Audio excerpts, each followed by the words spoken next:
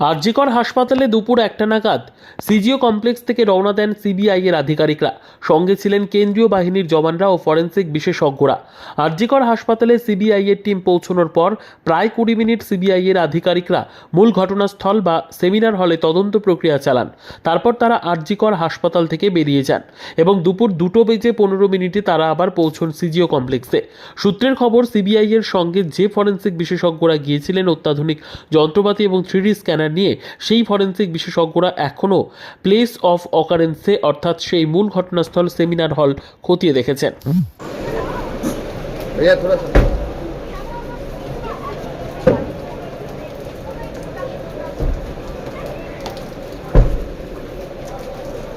भैया साइड दे दीजिए आप लोग।